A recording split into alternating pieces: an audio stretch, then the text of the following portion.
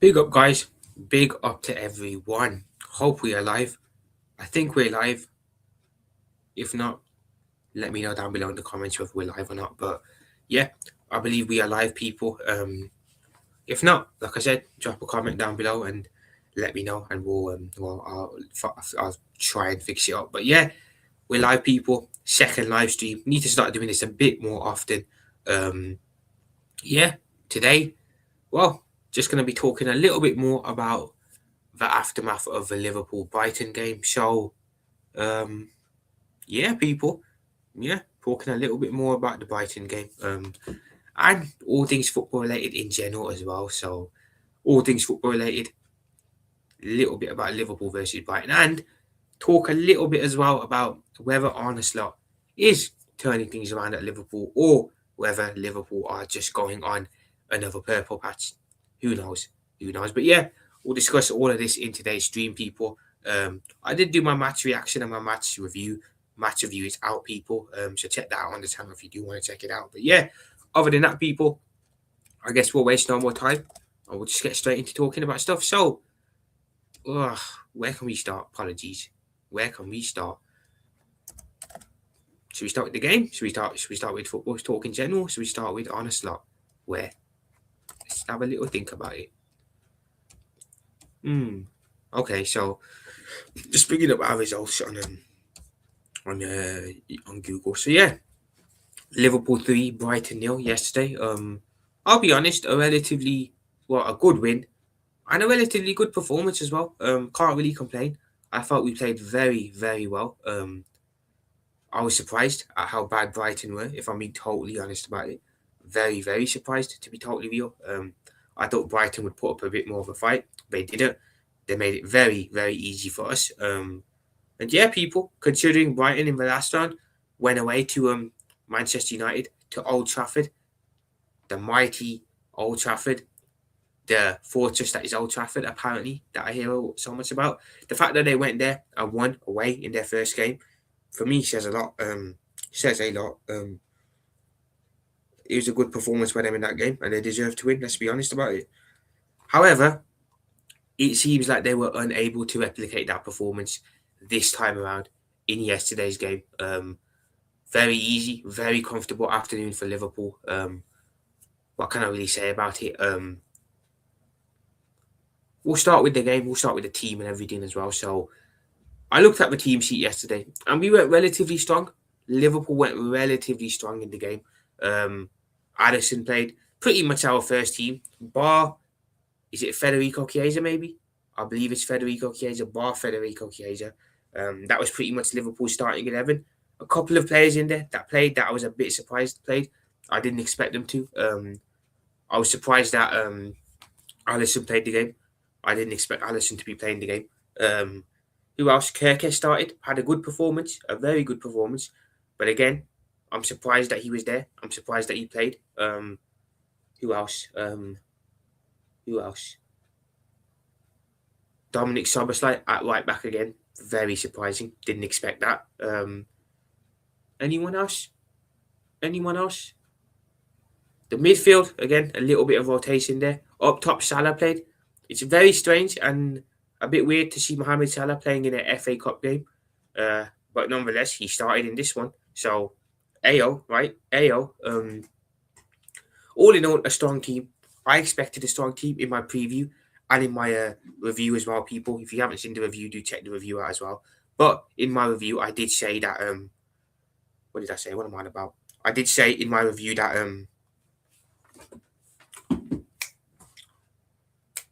in my review and my preview and my match reaction that it was very important that Liverpool went strong in this game. We had to go strong and we had to put out a strong team. Like I said, it's been a very, very underwhelming season for us. A very, very underwhelming season. We're out of the Premier League title race. As I'm sat here in mid-February, out of the PL title race. That's going to be between Arsenal and Manchester City. We're out of the Carabao Cup because our manager disrespected that tournament and decided it wasn't worth trying to win. We are out. Well, we're not out, but I highly, highly doubt that we're going to win the Champions League. Honestly, I'd love for us to win it, but I doubt we're going to do it. If I'm being totally honest with all of you guys, I doubt we're going to win the Champions League because I feel we've been very blessed in the UCL, particularly that we played teams that probably are not up to the level, up to the standard, and they've been relatively easy wins for us. In the Champions League so far, we've played Atletico Madrid, we've played Galatasaray, we've played. Who else did we play? PSV Eindhoven, Inter Milan. Who else? Inter Milan, Marseille, and we've played Karabag too. So again, you look at the opposition we played, other than Real Madrid and Inter Milan, we should have been beating all the teams that we played against. Atletico Madrid, back in the day, Atletico Madrid would have been a problem, but now they're a real seller themselves, not the team that they once were. So they're not saying much no more. What else? What else was I going to get? I've just lost my train of thought then. Yep, so Atletico Madrid aren't the team. Yeah, we're talking about Atletico Madrid. Atletico Madrid aren't the team that they once were. They're not. So, again, we should be beating them on paper. They have a manager who people will say is washed up. Madrid, while we did beat Madrid, I'll be honest, Madrid were very poor at the time and still are very poor. So, yeah, we beat a poor Madrid team, but I'm still not going to discredit us. Madrid win. Again, a win against Madrid is always a good win against Madrid. We lost to Galatasaray week 2. A very poor display that was. Galatasaray, again, they absolutely swarmed us. Their stadium was electric, and I feel like that just got into our players' heads, which is why we were not there and why we didn't perform to the level. What else am I on about now? Something else that I need to. Who's the team? We got absolutely smoked at home to PSV Eindhoven. Absolutely smoked. Can't even argue against it. We were smoked. 4-1 at home to PSV Eindhoven. By the way, PSV Eindhoven completely out of the Champions League. They didn't get to the top 8, so they're not in the round of 16. They didn't even reach the playoffs, people. They're out altogether. And we lost 4-1 at home to that team. 4-1. Newcastle beat them at home, but we couldn't for some reason, whatever reason. Shocking. Nowhere near good enough, in my opinion. Nowhere near good enough. After that, our Champions League results have improved. Went away to Inter Milan, the San Siro, won 1-0. A relatively solid defensive performance. But again, I feel like a lot of the teams we've beaten, they haven't turned up against us on the day. Inter, very poor at home, in their home ground. Didn't really show up against us, which was a big surprise. So Inter were poor. After Inter, Marseille away 3-0. Marseille under Roberto De Zerbi, a team who are known for playing good football. In the build-up, I was hearing they were going to smoke us, etc. Went there and won 3-0. So they aren't a great side, obviously. People are just hyping them up. And then Karabag at home, last week we won 6-0. Not last week, but the final game week before the round of 16 commences, we won 6-0. So our Champions League results, bar 2, have been very good. Bar the defeat to PSV Eindhoven and bar the defeat to Galatasaray, our UCL results have been very good. One against Atletico Madrid, one against Real Madrid, one against Inter Milan, one against Marseille, and one against Karabag. So we've got 5 wins and 2 losses. So it's not bad. On paper, that is not bad. Finished 3rd as well in the Champions League table somehow. I don't know how we managed it, but we finished 3rd. Absolutely mental. Absolutely crazy.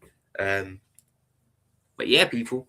Very interesting stuff. So while our results in the Champions League have been good, they've been very good. I do feel, unfortunately, that the quality of opposition we've played has benefited us too.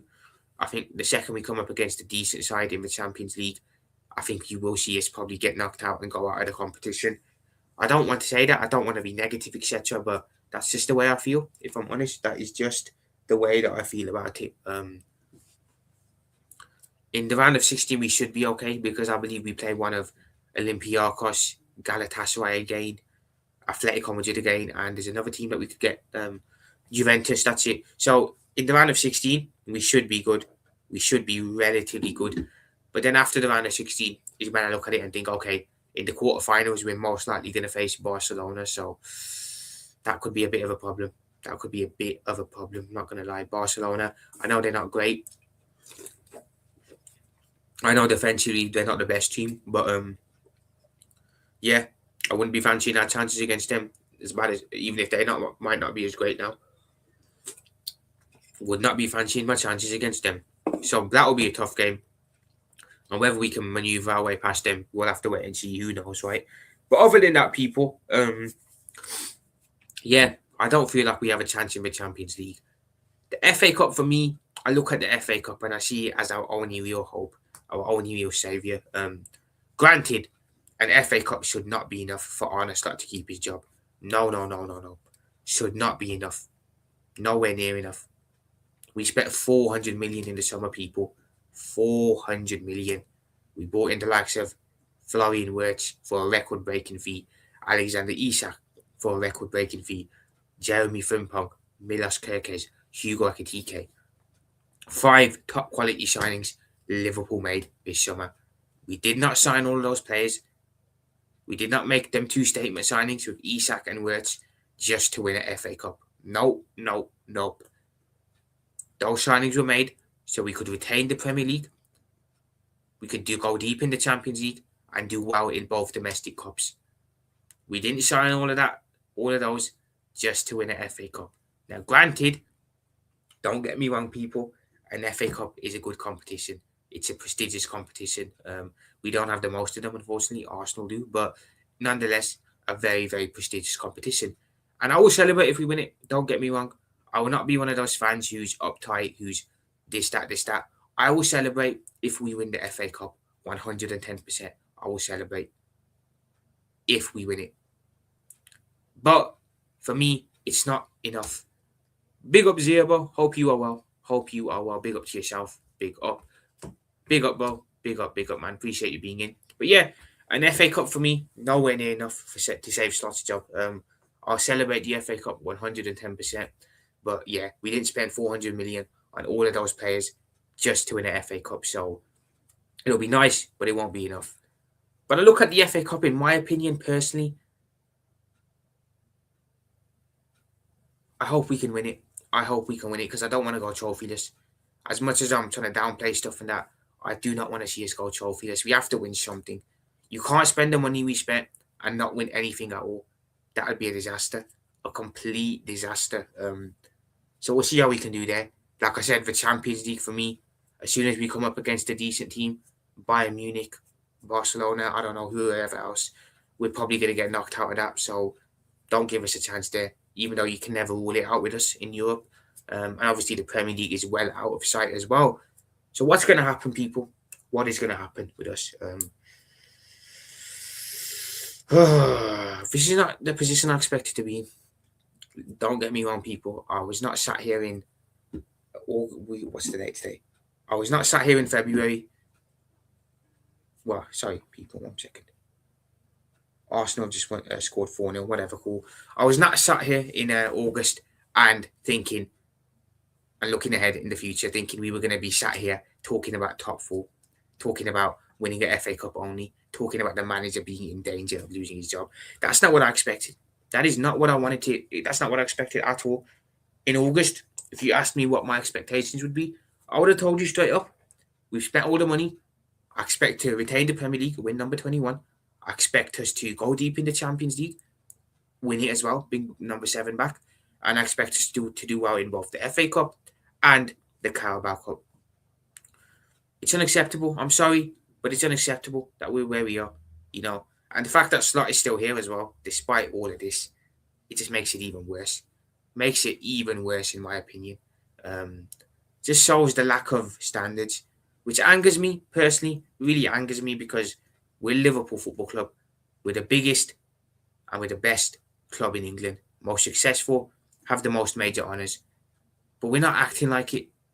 We're not acting like the biggest and most successful club in England. We're not showing that ruthlessness. We're just not. And that's the problem here. You know, you look at Real Madrid. Look how ruthless they are. Look at the mentality they have. Look at the standards they have.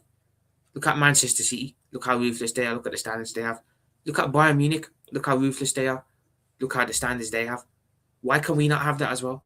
You know what I'm saying? Why can we not also have that ruthless mentality? That's what you have to be successful. It's harsh.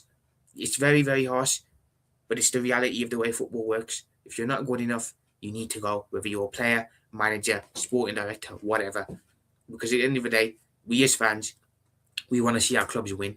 We want to see our clubs be right up there at the top and win and compete in every single competition. That's what Real Madrid do. You're not doing well at Real Madrid, what happens? You're booted out. Whether you're a player, if you're not doing well, you get a year, you're sold. If you're a manager, you get a couple of months, not doing well, sold. Same works at Bayern Munich, same works at Manchester City. These are the three clubs who, it's no coincidence, are at the top in world football. Manchester City dominate the Premier League because they're the only serious club in it. Bayern Munich dominate the Bundesliga, do well in the Champions League because they're the only serious club in it. Real Madrid, most of the time, dominate the Champions League because they're the only serious club. And with La Liga, I don't really know because I don't watch La Liga. So, yeah. But I look at it with the English clubs. And me being a supporter of an English club, I watch the Premier League a lot. I don't really watch other leagues. But I look at the English Premier League. And the lack of standards in the English Premier League is worrying. Especially from the big clubs. The two big clubs in England, Liverpool, Manchester United. The lack of standards is very, very concerning from us too, especially Manchester United. You know, they're the second biggest actually behind us. But you look at them back in the day, winning was a standard for them. Winning was something that you just had to do. You win trophies. If not, if you lose, you come out and say it wasn't good enough and you go again. Standards were there. I don't know whether it's football evolving, what's happened, but them same standards are no longer there in football. And the problem isn't just the club. The problem is the low standards have now seeped into the fans as well. I look at Manchester United fans, Arsenal fans. I'll use these two fan bases as examples here because I notice it with them two a lot, mainly. It's become a case of we back the manager no matter what. We can never say no. For fuck's sake. Apologies for that, people. It's become a case of we back the manager no matter what. We can never say nothing against the manager no matter what. We have to just back it. If not, if you don't back it, you're not a true fan. That's the way these people look at stuff. That is the way these people look at stuff. Top four is a trophy to a lot of people. That's a problem. That's a big problem, people. Top four is being considered in England as a trophy. Manchester United, big Manchester United, 20 times winning Premier League winners, Manchester United, are now sat there saying that top four is a trophy. Arsenal, the Invincibles, 99, 98, under Wenger, absolutely immense. Their fans are now sat there thinking top four is a trophy. Some of our fans even, I'm not going to say most of our fans because, look, we don't have the problem that Arsenal and Manchester United have. Them two, honestly, I feel those two clubs are too far gone at this point. But with us, we have got them as well. I feel every single club has got them. Top four is a trophy. I saw Liverpool fans against Sunderland coming out of the ground, singing about top four, singing, "We are Liverpool, we're coming for the top four." Is that the standard, people? Is that now the standard? I'm seeing fans coming out of the ground against Sunderland away after winning 1-0 against Sunderland. And they're singing, "We're Liverpool, we're coming for the top four places." Do you know how embarrassing that sounds? Do you know how humiliating that is when I look at that and I have to associate myself with those people? We should be singing, "We're Liverpool, we're coming for the Champions League or the Premier League." These men out here singing, "We're Liverpool, we're coming for the UCL spots." What? Is that your standard? Is that your mentality? And this is the problem we have, people, in English football, specifically English football. And I know a lot of people, Madrid fans, Bayern fans, other fans of other clubs will agree with us. There's a problem with English football. The quality has declined, and along with the quality, the standards have completely dropped to the floor over the years. And that a big part of that is the ownership. The American ownership here in the Premier League is a big issue. Liverpool, FSG, Manchester United, the Glazers, Arsenal, the Kroenkes, even Chelsea now with Todd Bowley. And is there anyone else I'm forgetting? I could put Spurs ownership here as well, Daniel Levy and whoever owns Spurs. 5 clubs. I'm not going to put City in this because City's owners are ambitious and actually care. So exclude Manchester City. The big 5 clubs in the league: Liverpool, Manchester United, City, Tottenham and Chelsea. All of our owners are a problem. a big, big problem I had. There's only one thing our owners care about, and there's one thing that all of our owners have in common. What is that? They care about one thing only: money. Money, money, money, money, money. How much the club can make for them. They care about that top four revenue, that top four money. That's the only thing they give a damn about. Literally, the only thing they give a damn about. They don't care about nothing else. It's not about winning. It's about, can our clubs finish in the top four so we can get that revenue, we can get that money. That's all these men think about. Literally, all. That's it. Manchester United, the Glazers have that problem. They've had that problem the longest, to be fair. Manchester United have that problem. Arsenal have that problem. We now have that problem as well. Spurs have that problem. Chelsea are having that problem as well now. It's a big, big issue. A big, big issue, because if the owners don't maintain the standard at the top of the club, if they don't show they want to win, that loser mentality is going to slowly start to seep into the fan base too. And that's what's happened with Liverpool, Manchester United and Arsenal, particularly. Top four has now become a trophy to these clubs. And if we're not careful, the same thing is going to happen to us as well. It's going to happen to us if we're not careful. Big up Beers there, bro. Big up yourself, Beers there. Trent was great yesterday. I saw he got an assist. Interesting. So the Rat got himself an assist. Yeah, Beers there. Fair play to him. Fair play to him. But yeah, Beers there. We're just talking about English football and the standard in English football compared to the standard in European football. I'm sure you'll agree, bro, as a Madrid fan. Standards are high at your club. They're high at Bayern Munich and they're high at Manchester City. I'm sure you'll also agree that at the English clubs, the standard is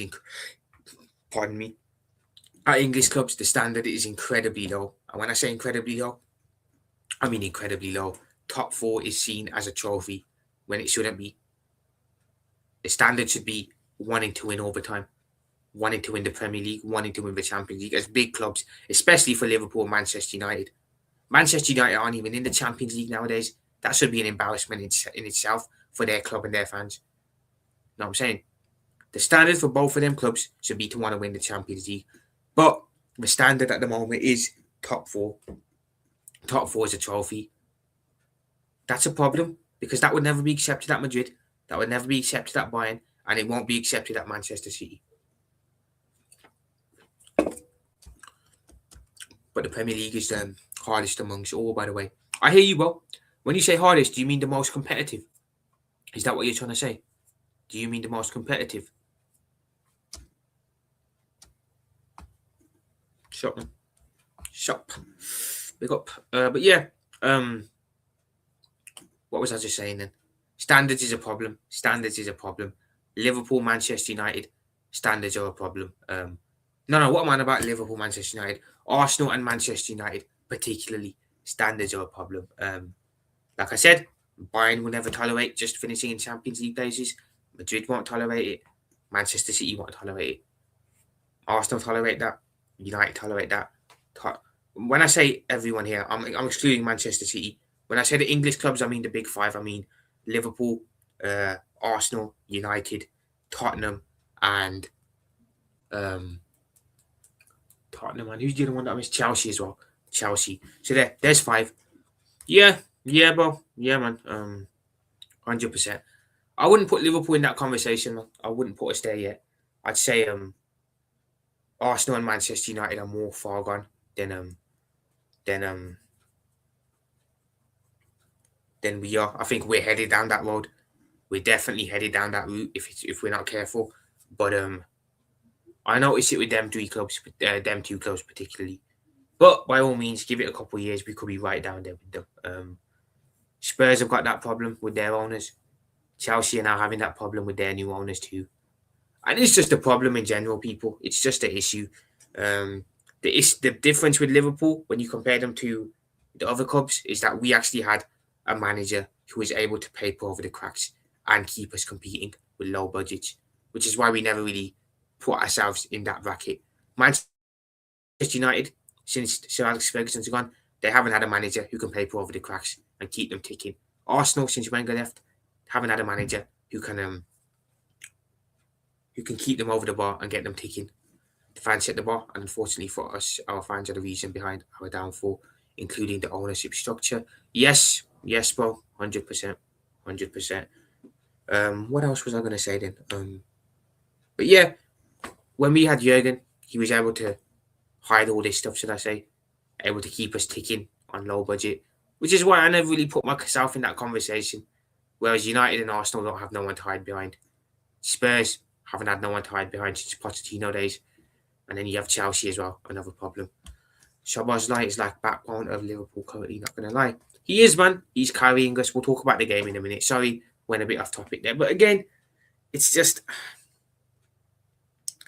English football in general, it's not there at the moment, let's be honest. It's not there. The last good season, I think personally, in English football was probably the 21-22 season when us and City went for the title. Post that, it's not been good. 22-23 wasn't good. 22-24 was all right, but in the end, City won it. So again, they won it again with relative ease. Last season was poor, and then you think last season was bad. This season's been even worse. Yeah, the influence that Arsenal have had on this league is not a good one. I'll say that. I've got no ill feelings towards Arsenal. I've always gotten along well with Arsenal. Liverpool as a club have always got along well with Arsenal, but let's be totally honest. Let's be totally honest. The influence they've had on the league is not a good one because, again, when I watched the Brentford game against Arsenal on Thursday night, was it, I believe? Brentford literally matched them stylistically. Now, I don't know if Brentford deliberately did that or if they were taking inspiration from Arsenal. Now, we're in trouble, people. If the rest of the Premier League is looking at Arsenal and taking inspiration from their style of play, we are in trouble. I respect Arsenal. I'll give them their flowers. But I can't stand their style of football. I cannot stand their style of football at all. Honestly, I cannot stand it. City, while I don't like City because they're beating us to 2 titles, at least they play better football than Arsenal. You know what I'm saying? It'll be a bad look on the Prem. If Arsenal win it 100%, it'll be a bad look. But, look, if they win it, they'll have deserved to win it. I'm not going to paint them. I'm not going to hate on them or nothing. You know what I'm saying? As long as Everton don't win the league, as long as Manchester United don't win the league, I don't care. Whoever else wants to win it can win it. But yeah, people, that's the problem with English football. Owners set the bar with how they come out when they buy a club. And then if they have a loser mentality, the owners have a loser mentality, that just seeps into the fan base. And now, top 4 is a trophy in England for a lot of clubs. Like I said, I saw a Liverpool fan the other day coming out of the Sunderland ground singing, "We are Liverpool. We're going for the top 4. Top 4, here we come." That should not be the standard. We're Premier League champions, people. We won the league last year. We won the Premier League last year. Why are we now singing? Why are we now coming out of a ground, Sunderland away after winning 1-0 and singing, "We're coming for the UCL places"? Jesus Christ. If I speak, I'll get angry. I know a lot of people I know on YouTube, in the YouTube community. Big up Rasta, big up Vidge, all of them lot. It angers them when they talk about this stuff. And I can see why. Because the more you talk about it, the more you think about it, it does proper anger you because you've seen your club lift the Champions League. You've seen your club lift the Premier League. You've seen legends, greats at your club who held the standard to a T. And now you see fans doing this. You see owners doing this. You see players out here that are nowhere near that level.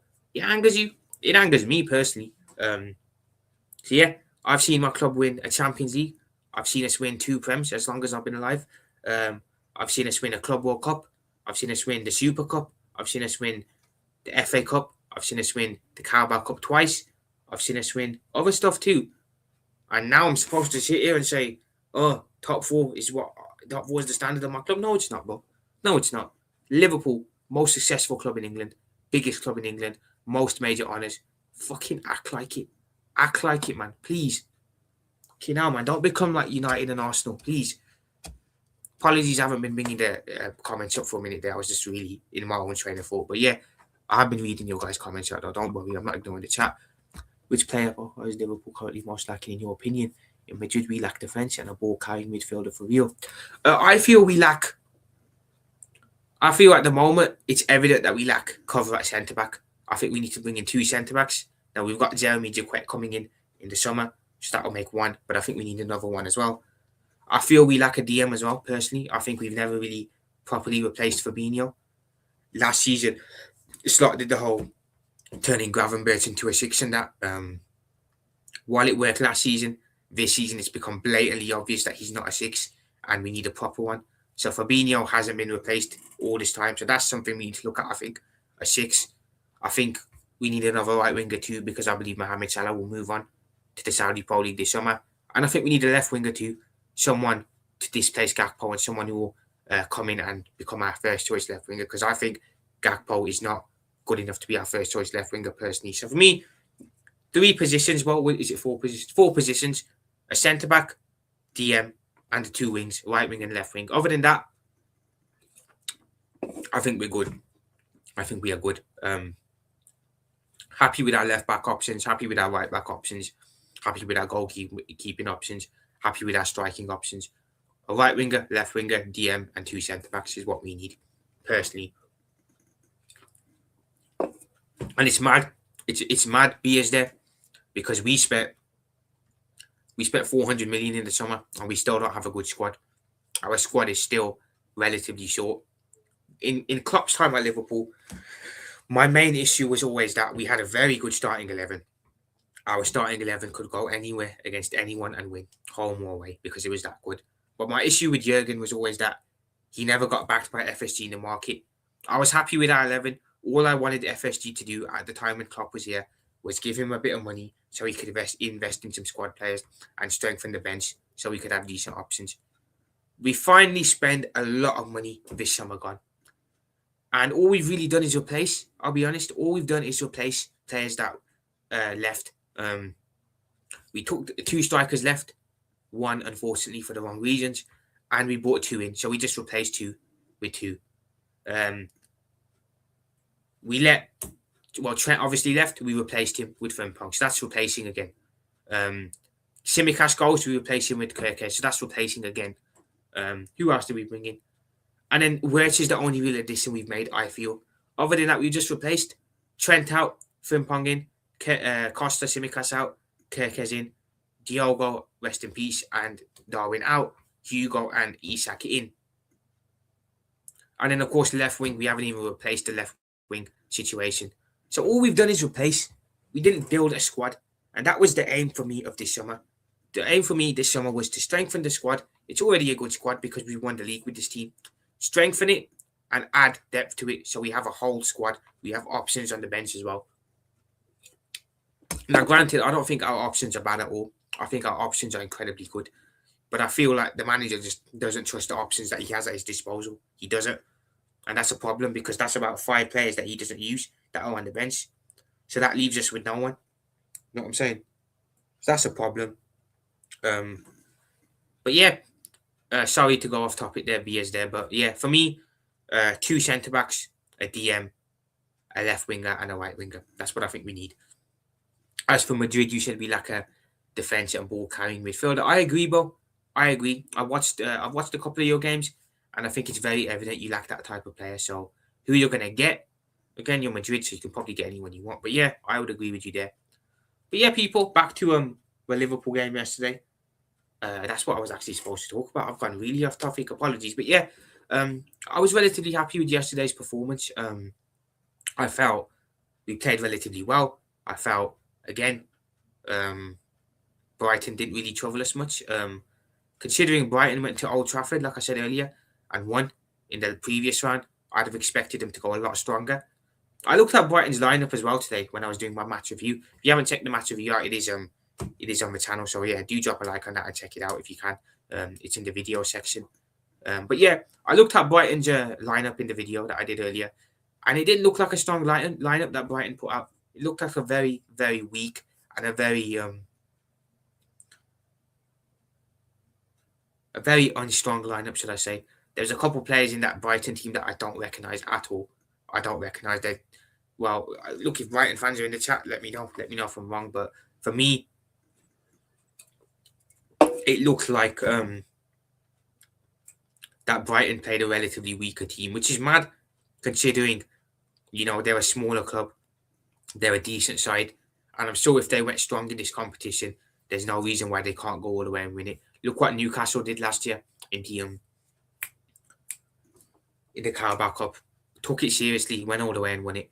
Look what Palace did in the FA Cup. Went all the way, took it seriously, and they won it. Spurs, look what Spurs did last year. Spurs people took their Europa League seriously, went all the way and won it. 3 clubs that don't traditionally win stuff. Spurs, Palace, Newcastle. All 3 of them. Big up Joshy J, bro. Big up Josh. Make sure you sub to Joshy J, people. Make sure you sub to Joshy J. Big up yourself, Boski. Big up. Appreciate you being in. But yeah, Spurs took the Europa Series, won it. Palace took FA Cup Series, won it. And Newcastle took the Carabao Cup seriously, won it. I'll get to this comment in a minute, BSD. But yeah, so why would Brighton not do the same thing yesterday and play a strong team? I don't know. But again, that played into our hands, I feel. It definitely played into our hands. Appreciate you, Joshy J. Big up yourself. Make sure you sub to Joshy J, people. Make sure you sub to Joshy J. Yeah. I don't even know how to put links in descriptions in the comments. If anyone knows, how do you put someone's link in the comments on the live? Because I've never done it before. Because I want to put Josh's link there so you can sub to his channel. If you can let me know how to do it, do let me know. But yeah, let's see what here. There were rumours that Soberslai's dream club was Madrid. What are your thoughts on it? What will he do in the future? I think he's loyal to Liverpool. He will stay. Honestly, Beers there, I think out of the 3 midfielders we have, Gravenberch, McAllister and Soberslai, I feel like the least likely to move on is probably Gravenberch and Soberslai. I think if Madrid are going to go for a midfielder from Liverpool, I think McAllister's probably the one. Because I personally have always kind of felt like McAllister has another chapter somewhere at another club. And I know with South American club players, usually their dream is to either play for a Barcelona or Real Madrid. Hence why I feel... put the link in the chat. Okay, I'll do that right now, Josh. But yeah, hence why I feel McAllister has another...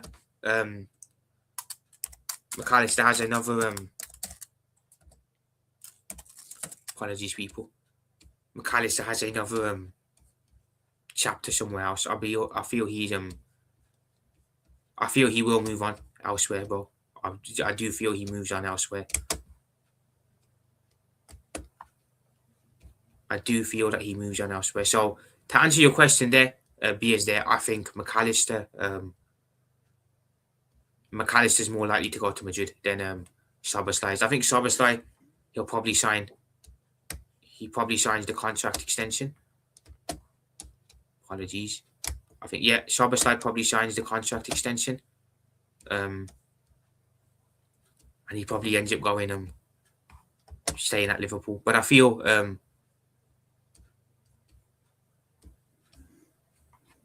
McAllister's probably the one who ends up leaving if we do end up selling a midfielder.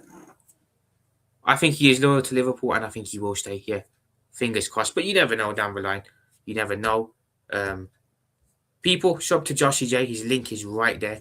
So do sub. I believe he's on his way to 2K subs. So if he can sub and help him out, I'm sure he'd appreciate it. And I'd love you guys to sub to him as well. Doing some great content. Manchester United fan, top guy.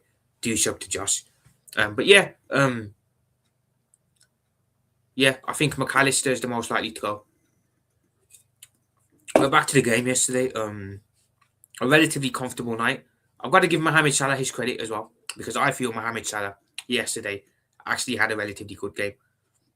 I look at Mohamed Salah at this point, and for me personally, there's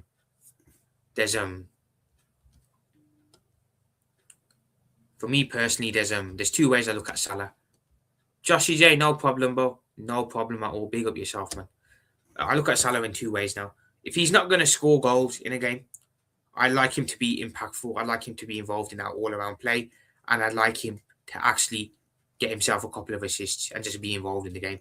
The issue I've had with Salah this season, personally, is I feel he's not been involved in Liverpool's all-around play. He's not scored enough goals. And again, he's not got enough GA, which he's a GA player, so I've got to judge him off from that. He's just not been good enough all around. So I look at it, if you're not going to score goals, cool, be involved in the game. If you're not going to be involved in the game, cool. You got to score goals. If he doesn't score, in my opinion, that's a big problem. A big problem if he doesn't score goals. Because what else does Salah do if he doesn't score? Because he's hardly involved in the game. It's like playing with 10 men. You know what I'm saying? So, yesterday, I've got to give him his credit, though. Because, again, he's been criticised a lot. I've certainly criticised him a lot. But I think he put in a very good performance yesterday. Involved in the game. Very involved in the game. Got an assist for Szoboszlai's goal as well. And got himself a goal as well from the penalty spot. So, got himself an assist. Got himself a goal. And all around had a good performance. But with Salah, I don't want to get too carried away. Because I feel like I've seen this once or twice already this season where he's had a good game. But he's never able to carry the momentum from that game on into the next one. I remember Villa at home, we won 2-0. He couldn't carry that game on. He couldn't carry that momentum on, into the City game where we lost 3-0. Other games too. So I need to see consistent good performances from Salah. Good performance yesterday, cool. Carry it on into the Nottingham Forest game on Saturday now. And then carry it on into the West Ham game after that. Then the game after that. Then the game against Spurs after that. Then I can really start to think, okay, Salah's back. He's turned the corner. Otherwise, people, I'll be honest, I'm just feeling like he's having one-offs and then just disappearing. So, good performance yesterday. But again, I don't want people to get too carried away with it because there's every possibility that against Nottingham Forest he goes missing again. I hope he doesn't. There's nothing more I'd love for Salah to turn things around and get back to his best. But we'll have to wait and see where that goes, I suppose. We'll have to wait and see where it goes. Yep.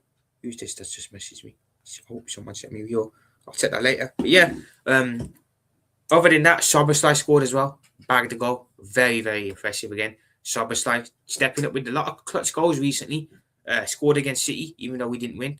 He literally drew us a lifeline that we drew away. Against Bournemouth again, scored a goal. Marseille as well. And yesterday too, so. And then Barnsley in the cup as well. Szoboszlai is really stepping up with goals this season, which I'm really happy to see. Again, doing his thing. Szoboszlai is doing his thing. Been our best player this season, bar none. And I don't think anyone can really argue with that. You know, I'll always hold Szoboszlai in high regards. This season especially, my respect for him has definitely escalated because of how he's carried us. So yeah, big up to Szoboszlai. What are your thoughts on the World Cup? For me, there's a couple clubs that I think could win the clubs. There's a couple of nations that I think could win the FA Cup. Obviously, I think you've got to put Spain up there. They were very impressive in the Euros 2 years ago. So Spain have to be right up there. I think you've got to put France up there as well, purely because of the talent they have. Germany as well, very talented team. Although they have Kai Havertz as their striker, which isn't great. But again, I think you can never really write them off. Who else do we have? Portugal again, decent squad. Not a good manager though. But again, sometimes the players can carry you to a tournament. Big up to yourself, AJ, man. Big up, AJ, bro. Big up, man. Appreciate you being in. Who else? Argentina, the reigning champions of the World Cup. You probably got to put them up there with a shout. Appreciate you, AJ. Appreciate you a lot. Big up yourself, bro. So you got to put Argentina up there. Who else do we have? That's it, really, people. I think Argentina and Brazil, of course. Brazil. You know, Brazil have always got that aura. With Ancelotti as well now as manager, you never know what could happen. So I think Brazil, I think Argentina, France, Spain, Germany. For me, those are the main five that can win the World Cup. But if you ask me to pick one who I think wins the World Cup, I'm probably going to go Spain. Probably going to go with Spain. AJ, appreciate you a lot, bro. Appreciate you dropping in as well. Appreciate it. Big up yourself, man. Appreciate the like. Big up AJ, man. Best moderator around. England. Not for me, bro. Not for me. I still don't think England are there. You know, they brought Tuchel in. They still don't look great. They just don't play well as a team. They've got a talented team. Don't get me wrong. England have got some talented players there. But I feel like they picked the wrong players to go to these tournaments. So for me, England, I think they'll probably get to the quarters and then they'll go out. But if I had to pick a team, if you're going to put me on the spot, I'll say Spain. I think Spain were very impressive in the Euros. And I don't really see anyone really laying a glove on them. So, yeah, I'm going to go Spain for this World Cup coming up. But you never know. Again, there's always a dark horse in the World Cup. Someone can always surprise. Who knows, right? But yeah, I'm going to go with Spain personally. It's going to be interesting though seeing this World Cup. Very interesting. I didn't really enjoy the last one too much because it was in the winter. And again, I like the World Cup to be in the summer because I like to go out, watch the games at fan parks and that. Didn't like the last one being in the winter. Wasn't a fan of that at all. I'm glad now normal service has resumed and we're back to having it in the summer. So interesting. I'm very interested. Looking forward to it as well. I don't watch a lot of international football personally. The only time I really watch international football is when there's a Euros on or a World Cup on. I don't watch friendlies or nothing. I've got better things to do. So yeah, interesting. Very interesting. But I'm gonna go with Spain. But in the comments, people, let me know, who do you guys think will win the World Cup? I'm gonna back Spain, but let me know your thoughts too.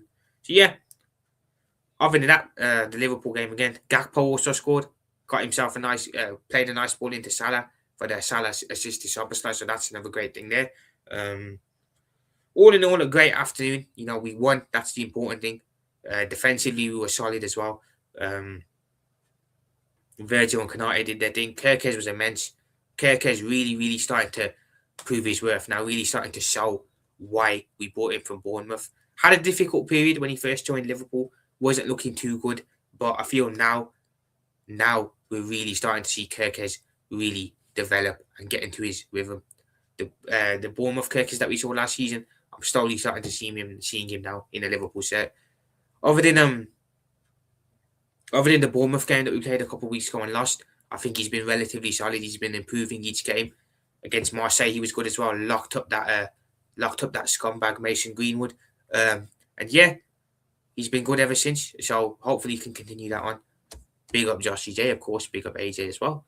Portugal is one of the favourites, I think. I think Portugal have a very good squad. I think they have a very good squad. But I think two things that hinder Portugal, in my opinion, Ronaldo and the manager. I don't rate Roberto Martinez as a manager. I think he's a very, very poor manager. Big up AJ, man. Appreciate you dropping in. Bo. Much love every time. See you later on for the weekend roundup. So big up yourself, Bo. Appreciate you dropping in. But yeah, for me, I don't rate Roberto Martinez as a manager. I think he's a very very poor manager. Shouldn't be the Portuguese national team coach. And I think Ronaldo too. I think if you take Ronaldo out of that team, put another striker in, you'll see Portugal do well because they'll play well as a team. I think if you put Ronaldo in that team, everything has to go through CR7, has to go through him. So I think if Ronaldo plays the World Cup, I don't see them doing anything, I'll be honest. But I think if they actually have the balls to drop him and play someone else, I think you'll see them do well. So there's two things with Portugal, the manager and Ronaldo. But B is there. They've got a very talented squad. So don't be surprised if they do make magic happen there. And also, they're going to have extra motivation as well because of what happened with Diogo Jota. So they're going to want to go out there and give a World Cup campaign in his memory. So we'll see what happens with them. Slightly rooting for them as well because of that. So yeah, we'll see what Portugal can do in the World Cup. Clubs, teams with nations with an outside chance for the World Cup. Maybe Belgium can do something. Maybe Holland. Maybe Uruguay as well. So those are three outside shouts, but I don't think they will. Big up, Josh, bro. Are you hosting tonight or Vigilante? Because yeah, bro, Vig is taking some time off this weekend, so I'm gonna be hosting the weekend roundup on myself. If you do want to join, bro, do let me know and I'll send you the link as well for it. So yeah, I'm hosting it, bro, for this weekend, and then I think next weekend we go back to normal. B is there. He will 100% be missed, bro. He will 100% be missed for the World Cup. Hopefully Portugal can do their best and honour him as best as they can. But yeah, we'll see. Uruguay. The Uruguay have a chance, but Bielsa as manager. Darwin Núñez as well. I believe, is Suarez still playing for Uruguay? Or has he retired now? I'm not sure, but maybe Uruguay. Holland, Virgil's team. Holland have a decent team. Maybe. And then who else? Belgium. Do Belgium maybe have a chance? So, there's three outside chances, but again, will do, Josh. 100% will do. We'll send you the link. 110%. But yeah, the World Cup will be interesting, and I'm very, very excited to see it happen. Whoever wins it, I don't really care. I don't really have any federation to any nation. I'm not really biased towards any nation. That's the main reason I enjoy international football when the World Cup's on and the Euros on, because I can just sit back as a neutral and watch everything unravel. I know a lot of people are England fans, so they're biased. They're constantly stressing if England will do anything. I'm not like that. I live in England, but I'm not a fan of the national team because I couldn't care less about international football. But I like watching it as a neutral. And I'll enjoy watching it again in the summer. So yeah, the World Cup will be interesting. As for Liverpool, we won the game. We're due to the 5th round. It'll be interesting to see who we get in the next round. If we get an away fixture or a home fixture, I think the laws of averages will probably suggest that we get an away team this time around because we've played 2 back-to-back fixtures at home, Barnsley and Brighton. So I'd imagine our next game will be away from home. Who we get, I'm not sure. But we've got to try and keep the momentum going, and we need to take this competition seriously because I want to see a trophy. Even though it's not a big one, I want to see a trophy. We didn't spend 400 million to go trophyless because we will be bantered like no one's ever seen if we go trophyless after spending all that money. So I want to see a trophy. Fingers crossed I do see a trophy. So we got to take this FA Cup seriously. But obviously FA Cup weekend is over. We now go and look ahead to the Forest game on Saturday. That Forest game will be interesting. Interesting because I believe they've now got a new manager, Vitor Pereira, the ex-Wolves manager. So that's going to be an interesting game for sure. Will they have a manager bounce? Will they cause us problems? Who knows? So that'll be interesting, seeing what happens there. But we have to be winning that. We have to be going there and getting the 3 points against Nottingham Forest. Thing is, they also need the 3 points, don't they? They also need the 3 points because they're going to be fighting for the points for relegation, aren't they? So, yeah, that'll be an interesting game to say the least. And I hope Liverpool can win. But again, I don't know. Are we turning things around? Or are we just going on another purple patch? Because if I just share the screen, people, for a minute. I was looking at Liverpool's last couple of results. And on paper, people, our last couple of results have been actually good. So, just sharing the screen. Hope you guys can see this. So, yeah, people. If I just we'll ignore the Bournemouth one for now. But these are our last 5 results in all competitions. So, you can see we beat Karabakh 6-0. Beat Newcastle 4-1, lost to Manchester City 2-1, beat Sunderland and beat Brighton. So, on paper, people, you would look at it and you think we've actually had a decent one. 5 games played, 5 wins, 4 wins and 1 loss. And that 1 loss on paper, you look at it and think, okay, it's Manchester City and Pep Guardiola. But then again, this is a common example of how stuff can be misleading because we know that we haven't been good in most of these games. Karabakh, don't look too much into that because Karabakh are not a good side. Newcastle, again, not great this season, and we're at home, so we should have won that, and we did. City at home crumbled. So Sunderland away was the surprise one because they haven't lost a game at home all season. So for us to go there and be the first team to do that with how bad we've been, a big surprise. And then Brighton last night. So, like I said, on paper, you look at that run and you think that we're actually doing relatively well. You think that we're doing relatively well. But then again, like I said, it's a common example of how stuff's misleading because you can't look too much into Karabakh and Newcastle because both of them aren't great. Sunderland as well didn't really show up. They were very poor. Brighton, for me, is the only real one that I look at and think we actually played well in. That's it. Brighton. Other than that, not really. Not really. So, this whole notion, and it's what I've mentioned the title there, is Arne Slot starting to turn things around at Liverpool? Or are Liverpool just on another purple patch? 5 games played, 4 wins, 1 draw. Is Slot turning it around? Or is it just a purple patch? Because look, we'll just go back to our results since the beginning of the season and we'll work through it from there. So, yeah. This is last season. Nope, don't want to do that. So, just going to back to our results since the season started. Where is it? This is it. I believe here we are. Okay, here we go. Here we go. This is the season started, people. I'll include the Community Shield as well in this. So this is since our season started. So we lost in the Community Shield to Palace on penalties. Again, not really too disappointed in that. The Community Shield's a bit hit and miss. No one really cares about it. But some people will class it as a trophy. Beat Bournemouth opening night 4-2. Yes, it was a good result. And yes, we kicked off the league campaign with a win. But let's be honest, the performance was not good. Performance against Bournemouth was not good. We bottled a 2-goal lead. So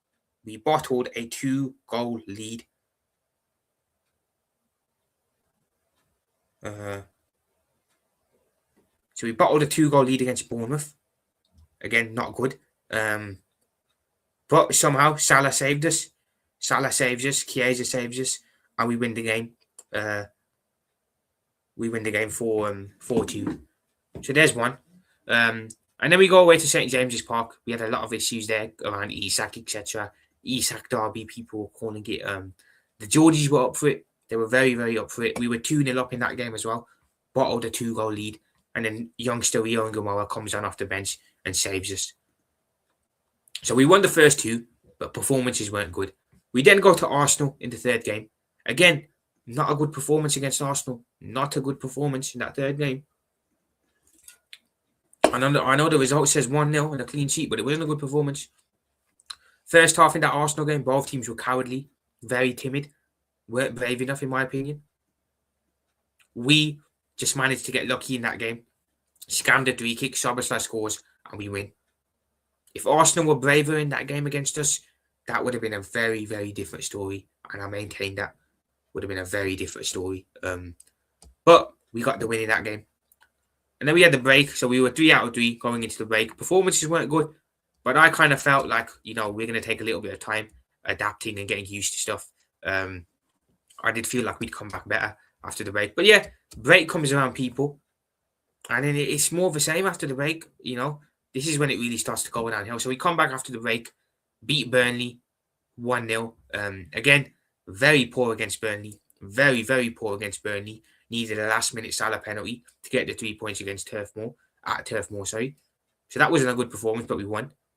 Then we beat Everton at home. No, then we beat Atletico Madrid, 3-2 in the Champions League. Again, 2-0 up, bottle a 2-goal lead, and we score when we scumbag a last-minute goal.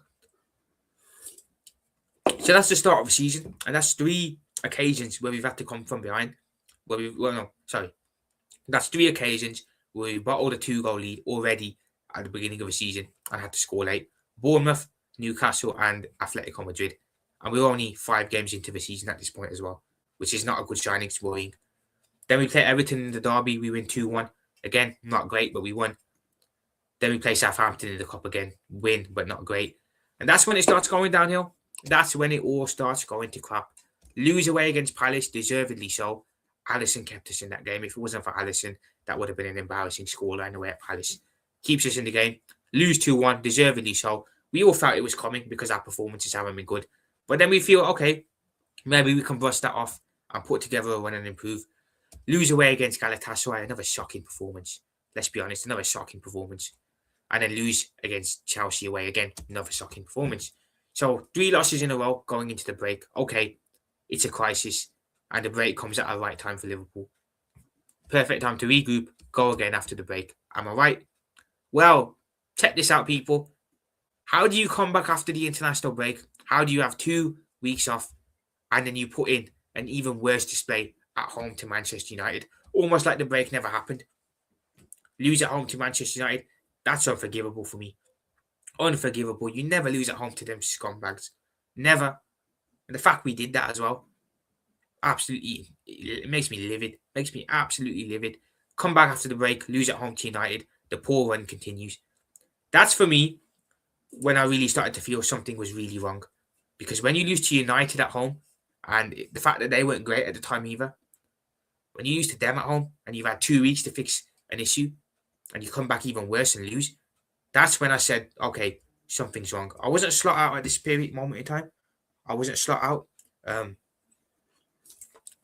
But I acknowledged that I was worrying. It was very, very worrying. I acknowledge that. So we lose 2-1 to Manchester United. lose 2-1 to Manchester United. That's a problem. And then we beat Frankfurt 5-1. You think, okay, have we bounced back? Nope. Lose 3-2 to Brentford. Then lose 3-0 to Palace. The poor run just continued after the break, which was very worrying. After that, we have a bit of a resurgence. 2-0 against Villa. Relatively okay performance. 1-0 against Madrid. Madrid at home. Impressive performance. Then it goes to crap again. 3-0 away at City. Break. After the break, 3-0 to Forest. 4-1 to PSV. And since then, it's not been as bad, but it's still not been good. Performances still haven't been good if we're being totally realistic about it. West Ham won 2-0, not good. 2 at home to Sunderland, conceding 3 goals away to newly promoted Leeds. Beat Inter. This is when we went on a little bit of a run. That run that everyone was hyping up and creaming themselves about. 2-0 Brighton, 2-1 Spurs, hanging on for dear life against 9 men, pathetic. Hanging on for dear life against Wolves at home. Drew against Leeds, drew against Fulham, drew against Arsenal. Probably a decent point there. Drew against Burnley again, not good enough. Beat Marseille, lost to Bournemouth. And then, takes us all the way to here. So we start the season off well. But then after that Palace loss, it just kind of falls apart. And a lot of things have fallen apart. I don't think at that moment in time, any of us were looking at the manager and thinking that the manager's a problem. I don't think we were thinking that. I think most of us were thinking, okay, the manager's brought in a lot of new players in the summer. It's going to take time for everyone to adapt, and the new players to get used to playing with the old players, and for us to form a system together. It became very evident early on that our manager was tactically inept.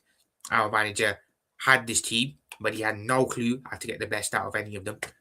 This was very evident from the beginning, in my opinion. This became evident after the 4-1 against PSV Eindhoven. That's the game where I really turned. And went slot out. Because that is unacceptable. A team that didn't even qualify for the playoffs beat us 4-1 at home. Pathetic. Straight up pathetic. That happens. And since then, I've kind of been slot out. The results have been hit and miss. I think we've only won 5 league games. Or was it 6 league games in September? A very, very poor start. That's very worrying and concerning. So that's an issue. Since then, it's kind of just been a roller coaster. We've won a couple of games, and we've lost a couple of games, and we've even drawn a couple of games. So for me, Slot isn't the man, and it's become very evident as the season's gone on. He's not the man for us, and he won't be the man to take us forward. I feel last year, Arne Slot was very fortunate. Let me just take this off the screen now. Don't even know why I've still got that there. Yeah, I feel last season Slot was very fortunate. I'll never discredit the manager for what he did last year. I think he does deserve his flowers. I know people will say it was Klopp's team, etc. Yes, it was still Klopp's team. Bar Chiesa, and Chiesa didn't even play, so we won't count him. Yes, last season was very much Klopp's team. But again, Slot was the one in the dugout. Slot was the one leading training. Slot was the one tactically giving these guys instructions. He tactically tweaked a couple of things last season that I think benefited Liverpool. Something that maybe Jurgen never would have done. Made a couple of tactical tweaks, and we won the league because of it. And he came across very well last season. Slot came across very well last season, very charismatic. Wasn't the same upbeat, emotional character that Jurgen was, but he was his own man, and we respected him for it. Very charismatic in post-match interviews, coming out with all the right things, saying all the right stuff. You know what I'm saying? Tactically looked like he set us up well. Up until December last season, we were playing some really good football, a mixture of attacking football, mixed in with a little bit more pragmatism, being a bit more defensively solid when we need to be, mixed in with a bit more control, keeping the ball, having the possession when we needed to be. And then after that, around the time we lost to PSG in the Champions League, it all just falls apart.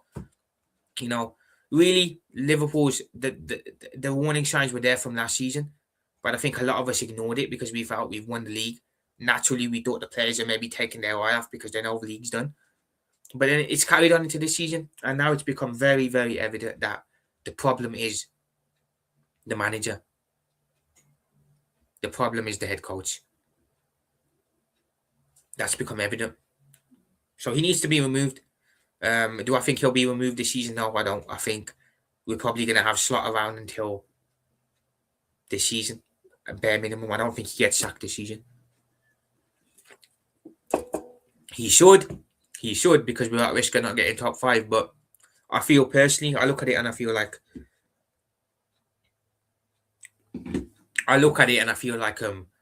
every time Slot's under pressure, he's able to pull out a result that keeps him in a job. Going into the Inter Milan, we'll start with the West Ham one. Going into the West Ham game, he was under pressure, got himself a win. Going into the Inter Milan game, he was under pressure, got himself a win. You know what I'm saying? Going into what other game am I talking about? Going into the Carabao game, he was under pressure, got himself a win. Going into the Sunderland game under pressure, got himself a win. Every time we're under pressure, Slot is able to get Liverpool, or we are able to get 3 points, and it cools the pressure down. And I can just see that being an occurring theme throughout the season. Every time we're under pressure, we'll end up getting a good result, and it will buy him time. And I just see that a cycle repeating till the end of the season. If we get top 5, cool, we've gotten top 5. Say we win an FA Cup and get top 5, I'll take it because we've still won a trophy. But Slot must be moved on with immediate effect in the summer.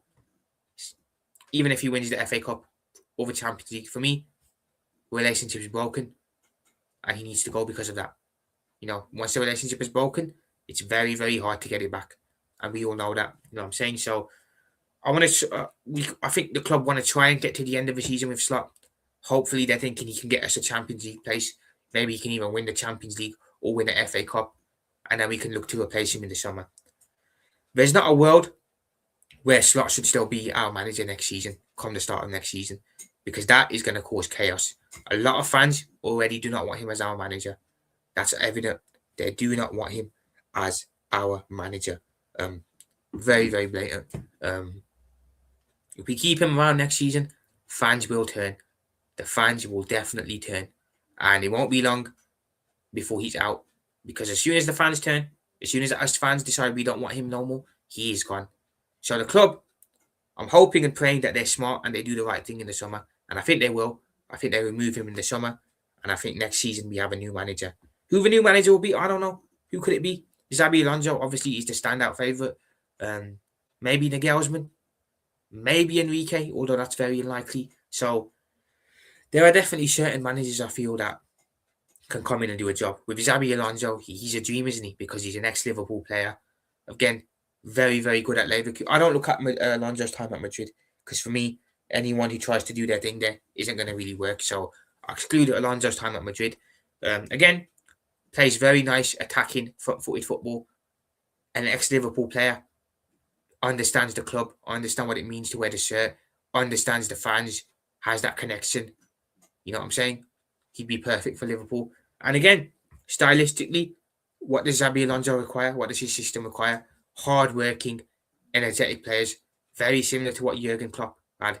Leverkusen, do not forget what a good job Xabi Alonso did at Leverkusen. Went unbeaten with that Leverkusen team and won the Bundesliga against Bayern Munich and Thomas Tuchel at the time. You can't just discredit that. That's a big achievement. So I don't look at his time at Madrid and see that in a bad way. And the football that Leverkusen were playing under Alonso, it was lovely. Lovely. I watched a couple of Leverkusen games at the time. They were brilliant to watch. A very impressive team to watch. Very, very impressive.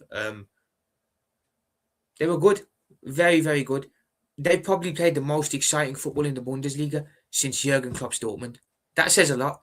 That Leverkusen and Alonso played the best football in the Bundesliga since Jurgen Klopp and Dortmund did. Again, the similarities between Alonso and Klopp are there. He's not the same, but the similarities are there.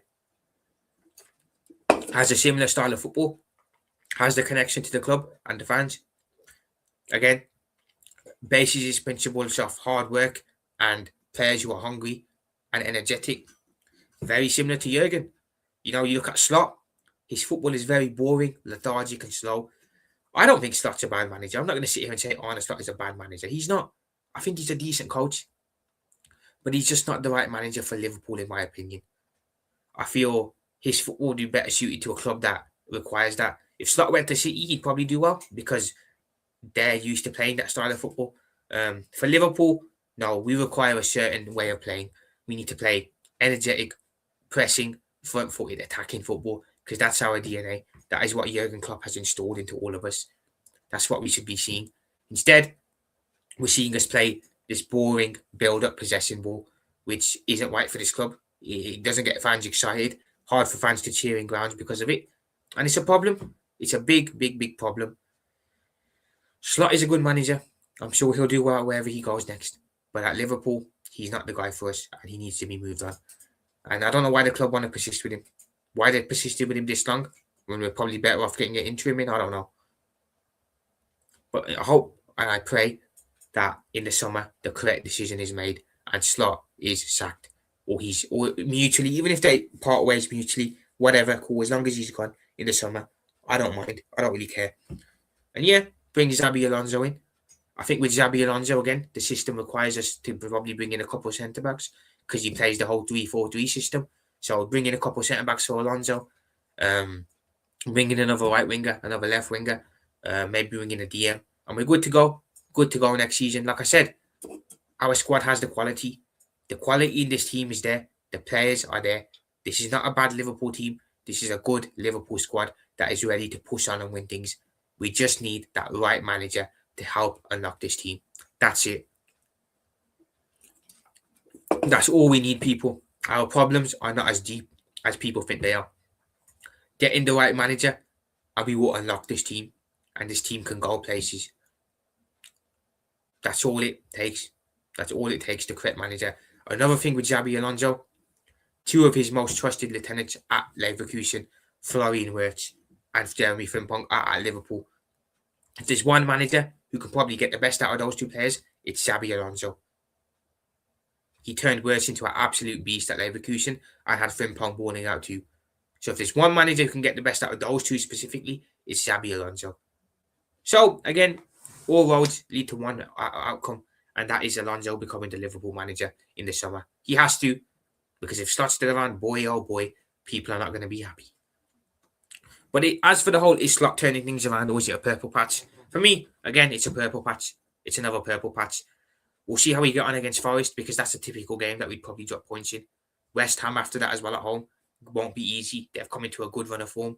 Spurs after that as well won't be easy. They might have a new manager bounce, who knows. So, again,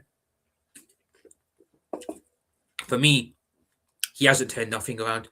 The Slot inners will just use this as an excuse to try and big him up again and try and get everyone to support him. No. He's turned nothing around, in my opinion. Nothing. I need to see a run of 5, 6, 7, 8 games in a row. Then I will talk. Have wins, not just draws, by the way, wins, pure wins. I've seen Liverpool in 18, 19, 19, 20, 21, 22 go on 18, 19 games where we just win in a row. You think I'm going to hype up a run where we drew against 3 promoted teams? No chance. No chance at all. So for me, yeah, Slot has turned nothing around, and we need to take it one game at a time. Hopefully he gets us top 5 in a trophy. Then he can go off on his way in the summer, and we look forward ahead. So yeah, people, that is it for today's video. We beat Brighton, a relatively good performance, a relatively good game. Can't complain much. We go through to the next round. And yeah, that's that, people. I have enjoyed coming live again, something I need to do more often. I was going to do a watch long for yesterday's game, but my television was playing up, so I wasn't able to do that. So yeah, going to try and go live at least once a day. So yeah, stay tuned, people. Appreciate you all coming in. Do a bit of a roll call as well. Big up B is there. Big up Joshy J. Big up AJ. Big up Zia Talks. Yeah, big up to everyone who joined as well. Big up every single one of you in the chat. Big up. And yeah, I'll be back tomorrow, so stay tuned. If you have enjoyed the stream, do let me know in the comments. And yeah, Liverpool Prophet out. Speak to you all soon. Big up to everyone. We're out. Peace. Bye-bye.